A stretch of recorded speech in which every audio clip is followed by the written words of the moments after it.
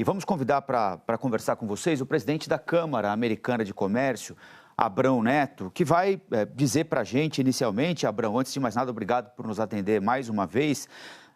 Com essa decisão tomada ontem pelo governo americano, nós estamos falando de que fatia daquilo que o Brasil exporta para os Estados Unidos, que a partir do dia 13, a decisão retroage para lá, de que fatia do que a gente exporta para os Estados Unidos está liberada do tarifaço? Bom dia, Colombo, Camila, Valdo, bom dia aos assinantes da Globo News, prazer conversar com vocês mais uma vez. Bem, a medida anunciada ontem pelo governo americano, ela beneficia aproximadamente 10% das exportações brasileiras para os Estados Unidos, um valor aí um pouquinho acima de 4 bilhões de dólares por ano. Né? Se a gente olhar agora o conjunto, o panorama atual das exportações brasileiras, nós temos aproximadamente 45% isentos de sobretaxas, e esse número incrementou consideravelmente por conta da decisão de ontem, e, por consequência, 55% que tem ainda algum tipo de sobretaxa de até 50% e que ainda seguem na expectativa de uma melhora das suas condições de acesso ao mercado americano.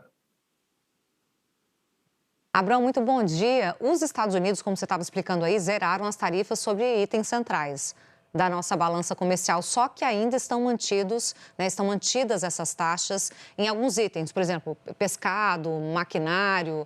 O que falta para esses setores também conseguirem zerar as taxas e, enfim, tirar essa sobretaxa, na verdade? Perfeito, Camila. Só reforçar mais uma vez, a medida ontem foi uma medida muito positiva, né? Esses produtos são produtos importantes de fabricação e exportação para os Estados Unidos. Os Estados Unidos são um dos principais mercados, nesse caso, por exemplo, do café, o principal mercado exportador. Então, é um avanço bastante significativo. Para os demais produtos, e a gente tem uma lista aqui também bastante expressiva, o caminho é a continuidade das negociações entre os dois governos, para se buscar construir uma solução que permita retirar essas sobretaxas às exportações brasileiras. Como você mencionou, sobretudo produtos industriais seguem sujeitos a essas sobretaxas, máquinas e equipamentos, móveis, produtos derivados de madeira. Há medidas específicas, por exemplo, para o setor de aço e alumínio, e há também produtos do setor agroindustrial, você mencionou pescados, o açúcar. Então, ainda há uma lista extensa que certamente, com essa boa notícia que foi anunciada ontem, ganha mais expectativa para que essas conversas entre os dois governos se intensifiquem e possam levar a um desfecho positivo para todas as exportações brasileiras. Doutor Abrão, Valdo Cruz, bom dia. Muito obrigado pela sua presença aqui entre nós. Doutor Abrão, a gente viu nos últimos meses o presidente Donald Trump numa atitude ali muito errática, né? Aplicava o tarifaço contra países, depois recuava, depois aplicava novamente. Mas agora, o senhor acha que neste momento vai ter uma mudança nesse comportamento de Trump, principalmente porque parece que estaria caindo a ficha sobre os efeitos negativos do tarifaço no mercado americano e por isso agora a gente tende a ter um momento de maior sensatez nessas negociações, ou ainda a gente pode contar com um Trump imprevisível pela frente? Olha, Valdo, bom dia. Acho que a maior apreensão do setor empresarial em todos esses capítulos tem muito a ver com a imprevisibilidade, né? A dificuldade de se antecipar qual é o cenário econômico comercial para os seus negócios, e isso tem um efeito desacelerador nos negócios, em investimentos, em entender e mapear adequadamente o campo do jogo, né? Acho que esse é um cenário que continuará por diversos fatores, não só do ponto de vista da política interna americana e da condução da política pelo governo americano, mas o próprio cenário internacional mais amplo está aí repleto de incertezas e imprevisibilidades. Na decisão específica tomada ontem, eu acho que tem dois fatores que têm um peso preponderante. O primeiro, e vocês comentavam isso há pouco, o cenário econômico interno nos Estados Unidos foi determinante, o fato de que há um aumento nos preços, sobretudo de alimentos, para o consumidor americano, é o que tem levado a essa decisão. Foi anunciada na sexta-feira passada, que beneficiou todos os países das tarifas recíprocas, no caso do Brasil, 10%, e a medida anunciada ontem específica para o Brasil, que também retira o restante das tarifas de até 40%. Então, esse lado interno de melhorar os preços para o consumidor americano tem talvez o peso maior nessa decisão. Agora, em complemento a isso, o fato de que houve um distensionamento político nas relações entre Brasil e Estados Unidos, houve uma aproximação entre os dois presidentes e o início de uma negociação, isso também contribuiu, acho que abriu o espaço, permitiu as condições para que essa decisão se materializasse. E ela faz, inclusive, uma menção específica de que o avanço inicial das negociações ajudou a concretizar essa decisão. Então, voltando na pergunta que a Camila fez, eu acho que agora, daqui para frente, é que essas negociações se aprofundem, se intensifiquem e permitam também endereçar os demais produtos que são muito importantes para a exportação brasileira. A gente já citou alguns aqui, não é, Abrão? Tem o setor calçadista também, esperando uma decisão, o setor que emprega muito, interior de São Paulo, sul do país. Existe alguma coisa que a iniciativa privada possa fazer, que já esteja fazendo ou que ainda não esteja fazendo para tentar ajudar nesse processo, desses setores, por exemplo, que não foram atendidos até agora, Abrão?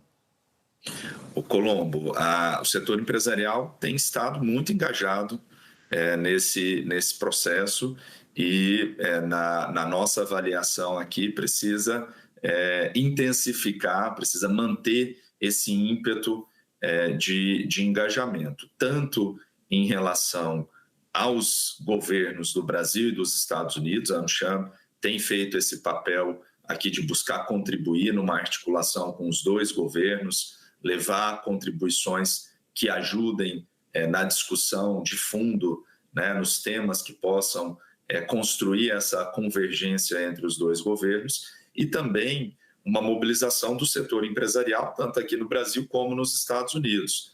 Nós temos feito, desde o início desse processo, um diálogo muito intenso, muito próximo com as empresas americanas, com as suas sedes nos Estados Unidos e com as contrapartes brasileiras, quem compra os produtos brasileiros, os importadores, aqueles que têm interesses econômicos na melhora dessa situação. Entendo que esse ímpeto precisa ser mantido, porque é um trabalho conjunto, que o setor público tem um papel que é insubstituível, mas que ganha um apoio, ganha um aliado importante quando o setor empresarial está presente e ativo nessas conversas.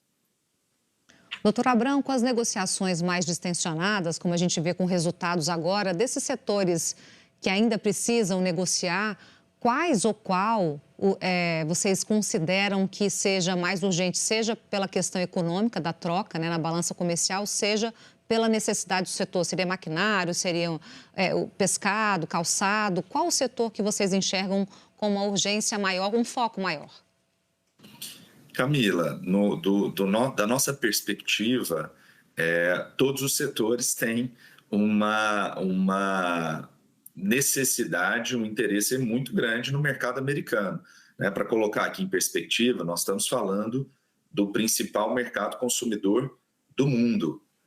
E quando entra, agora que essas medidas conseguiram um alívio importante, sobretudo para produtos do setor agroindustrial, obviamente que o foco recai de maneira maior nos produtos industriais. E aqui também os Estados Unidos são o principal mercado de exportação, de venda do Brasil de produtos industriais.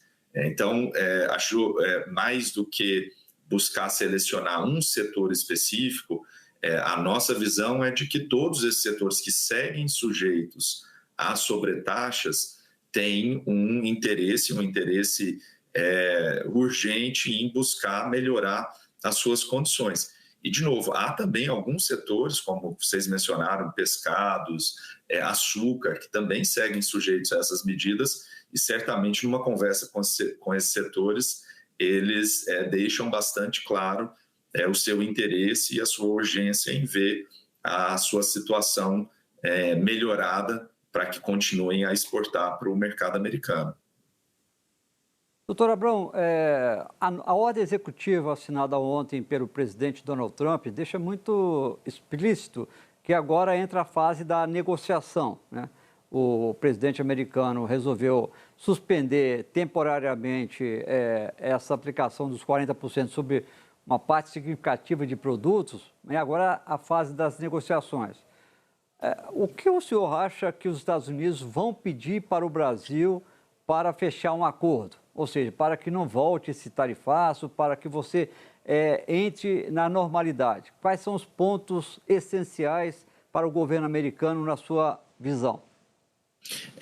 Essa é uma pergunta, Valdo, de alguns bilhões de dólares, né? Que é o total hoje, tem mais de 20 bilhões de dólares em exportação brasileira que seguem sobretaxadas, né? E certamente esses temas têm surgido nas conversas entre os dois governos que se iniciaram a partir do encontro dos dois presidentes na Malásia.